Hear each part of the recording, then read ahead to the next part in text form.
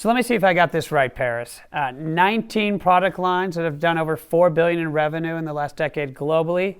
You're the highest paid female DJ. You got a social audience of over 65 million people, 55 million streams of your songs on Spotify.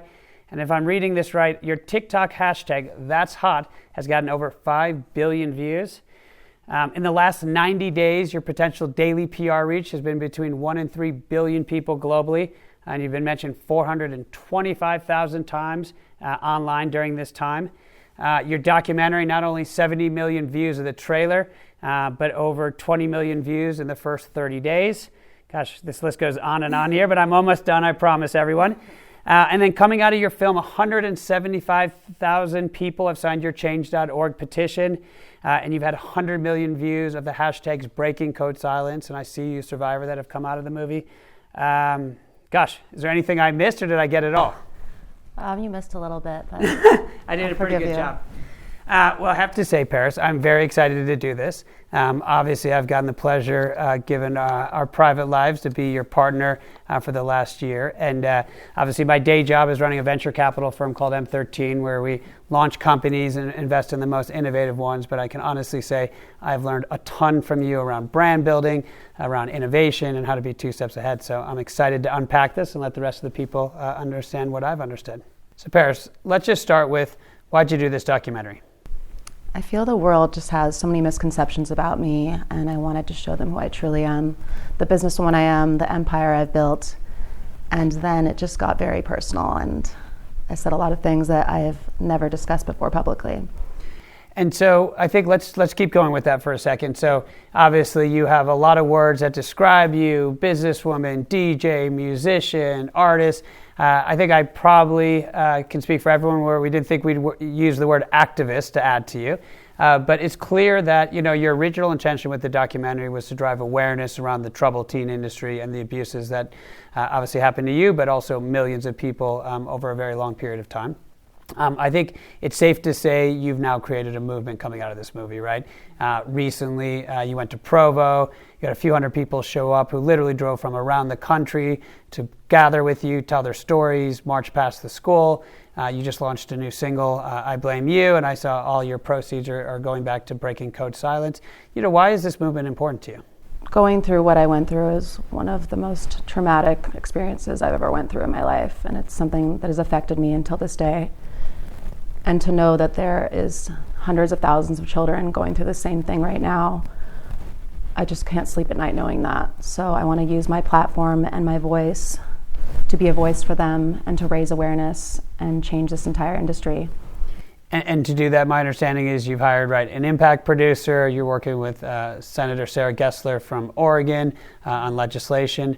And is it true you guys are even penning an op-ed piece that is hopefully going to appear somewhere soon? Yes. Cool. I'm doing everything it takes. This is just the first steps.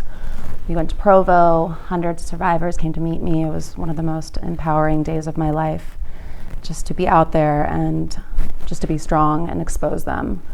And it's already made such a huge difference. I've been speaking to people in the industry that have said in the past couple of weeks since my films came out, there's been more change in the troubled teen industry than there has in the past 15 years.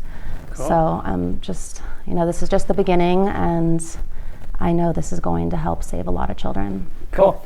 Maybe just one more question about that. The other day you asked me to print a file for you. I obviously said yes. It wasn't until after I hit print that I realized it was about 1,200 pages, and it was a PDF of all the letters and notes that you received. Talk to me about those letters and notes. What have they said? What's touched you? I've watched you read them and cry, but talk about those for a little bit. I've received thousands of letters from survivors and kids who have went through the same thing I've went through, and it's just been really difficult to read because it's obviously hard because it brings up so many memories of things that I've went through as well. But just to hear people saying thank you so much for validating me. No one has ever believed me, and the fact that you're raising awareness on this, I'm finally being believed, and I'm finally feeling validated at this very difficult point of my life. So it's just been amazing, just the outpour of love and support, and also, people who didn't understand me before finally understanding who I am. All right, so let's turn to innovation. Obviously, kind of at M13, we invest in kind of the next generation of consumer tech companies, right? We're trying to always think about what are consumers going to be doing in the next 5 or 10 years. That's why we've invested in things like AirChat, the kind of native to voice communications platform, or the device that you always borrow from me, my Feel More Cove device, where you kind of wear it for 20 minutes every day and kind of scientifically reduces stress and anxiety using neurostim technology. I think it's safe to say that you have always been an innovator, right? You were the first person, as the movie says, to understand that you were your own personal billboard, right, and understood personal branding. You were the first person to have a reality TV show in The Simple Life. You were the first to get on social media. You created the selfie. You pivoted to being a female DJ, and obviously have built a very big business out of it. Let's talk about some things that you're kind of excited about for the future. Let's talk about areas that you're focused on in terms of building businesses in the next 5 or 10 years first. I'm focused a lot on wellness, health, beauty, and fashion. Cool. And I've seen you investing in quite a few things. Talk to me about how you think about investing. Why does it get you excited? And maybe give everyone an example of a company you've invested in to give them a sense. Well, I give you guys credit for that. You and your brilliant team at M13 have really opened up my eyes to this whole new world of investing. And I think it's incredible to invest behind entrepreneurs that I really believe in. I'm excited to invest into entrepreneurs who I really believe are doing projects that are going to help better the planet. Cool. Yeah, I've been impressed. You've obviously been investing behind kind of female entrepreneurs like Rachel from Daily Harvest, and I can tell you always gravitate towards things that matter to you, whether it's Zen Water and kind of their sustainable packaging, or Good Catch on the vegan seafood side, or obviously Daily Harvest. So it's been fun to watch. So I think it's safe to say you arguably have the most iconic voice probably on the planet. I might be a little biased, but I think it is the most iconic. You've been focused a lot on audio and voice. I know you're getting ready to launch something yourself, and you've been investing behind the space. Let's start with kind of what you're doing in audio. Audio is a huge focus for me, and I just signed a deal with one of the leading audio and media companies, so I'm super excited about that. I'm going to start doing my podcast soon, as well as producing other podcasts in a new and innovative way that no one's ever done before. Cool. You have always been an innovator, so I can't wait to see what you're brewing up in audio. And my understanding is you've also been investing in the space? Yes, I recently just invested into Pods, which is an audio news feed where you can swipe through it and listen to certain podcasts. Seems like a very good way to discover new podcasts. So I have a feeling you did it because a lot of people are going to be discovering your new podcast through Pods. So smart. I'm always thinking one step ahead. I do know that. Before we move on, let's talk about trends. I think it's safe to say no one understands future trends better than you.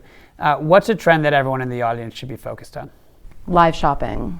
I am obsessed, especially during the quarantine. I've just been going on different live shopping apps, and I think it's just so entertaining. It's fun. Good shopping, could be social, and I think that that's going to be something that's huge in the US soon. It's been in Asia for a very long time. Like, I did it a couple years ago, and I've loved it, and I think that's going to be something that, especially with this new world, that's going to be huge. Yeah, I think you hit the nail on the head. We're very focused on it at M13. To me, it's the perfect convergence of entertainment, e-commerce, and social. And especially when you think about what retail is going to look like coming out of COVID-19, I think this is probably the time for live shopping. So let's switch gears a little bit. So during COVID, one day I saw you in the kitchen. You were filming some YouTube, and you put out an 18-minute episode that you called Cooking with Paris, where you made your sliving lasagna. And as I described it, you look like Lucille Ball in the kitchen. My understanding is you now potentially have a TV show coming out about cooking. Let's talk about that, and how do you think about kind of digital series and things like that? Well, I wasn't planning on having a cooking show. It was something I, would have never thought of. But during quarantine, I was cooking, and then all the networks started calling when they saw it. And now I have a show that we start shooting next week. Can't say with who yet, but I'm so excited. It's going to be every week, me and a different celebrity here at my house, cooking and just talking, and we have very interesting guests, so it's going to be fun. Cool. Needless to say, you have a lot going on always, P. But I think it does show a side of you that I think is really important to bring out, right? You are constantly innovative, constantly thinking. I think that's a great example and something a lot of brands can learn from, in the sense that you had no intentions to have a cooking show, right? But you filmed some content, you put it out on YouTube, and you were just blown away by the reaction of both the media as well as your fans, and all of a sudden you kind of tested it and you decided to scale it. So I think kudos to you. The other thing I know you're up to is a live TikTok show. Will you talk to me about that for a second? I recently just did one with JoJo Siwa. We had over 500,000 people watching, and it was so much fun just doing it live, interacting with the fans. I love TikTok, I love the format. And now I'm going to be doing a show where I'm going to integrate different brands and sponsors. So this is going to be a whole new way just to do kind of a live series. I mean, I love, there's just so many different formats out there, and whether you're a brand or you, it's important to test, because if you're the early adapter, you tend to be able to kind of get ahead of the competition. So cool. Let's keep going down that path. Obviously, you're well known for your product empire. I talked about 19 product lines, $4 billion in revenue. But now, when you hear you talk, you've obviously been very much focused on the media side of your business, right? An audio company. Obviously, you've continued to do television and film. I think ParisHilton.com is launching in a week to kind of work more with emerging brands. But talk to me about why the media, and not to mention things like the TikTok live show, but why is the media side important? Is it so you can kind of work with other brands, or why that? Because formerly you focus a lot more on products. Yes, I'm building an integrated media and product platform. So I'm very excited about that, and I want to just be able to work with brands of all different sizes across all of my different social media platforms. Cool. And I don't want to steal your thunder, but I did see some of the early results from ParisHilton.com on the digital side, and it was fun to see how having somebody like you attached to kind of some of the paid media can really supercharge these brands. So it'll be fun to watch you work with emerging brands on things like ParisHilton.com, all the way to obviously more mature brands, whether it's across your podcast or kind of other channels. So that's cool. So obviously all of us know Paris Hilton is forever young and forever 21. But one thing that's blowing me away, kind of seeing some of the data, is just how much you appeal for a 15-year-old to a 45-year-old. How do you think about your demographic in terms of who you reach or who your fans are? It makes me so proud that my demographic is so huge. It's people all around the world, and I especially notice it when I do different signings for my fragrance or my other products, and just seeing the ages. It could be like a 4-year-old, and then a teenager, and then the mom, and then the grandma, the grandpa. So it's really amazing just what a vast amount of people from all around the world. And I love my fans so much. Yeah, I think it's a really good point, because when I look at the data, obviously it's literally anyone from about 18 to 45. A lot of females, but actually not all females. Obviously a pretty good male-female split.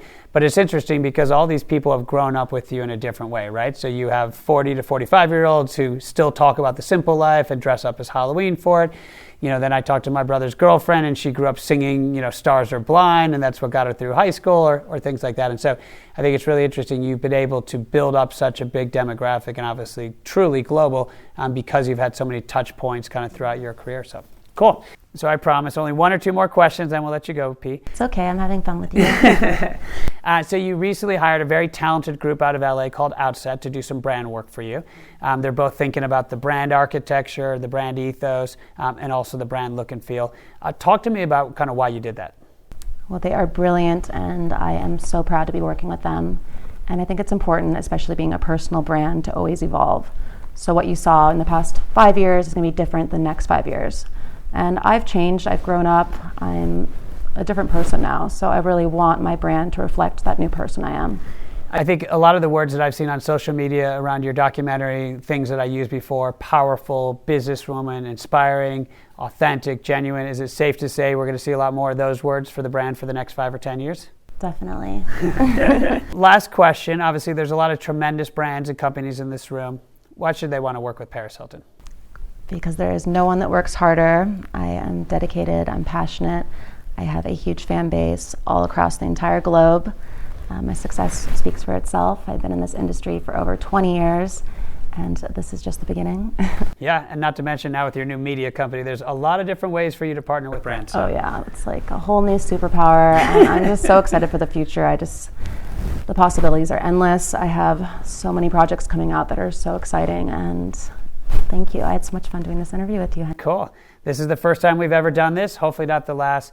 I had a great time personally, and I think safe to say everyone learned a lot from you. So thank you, Paris. Thank you. Thanks, guys.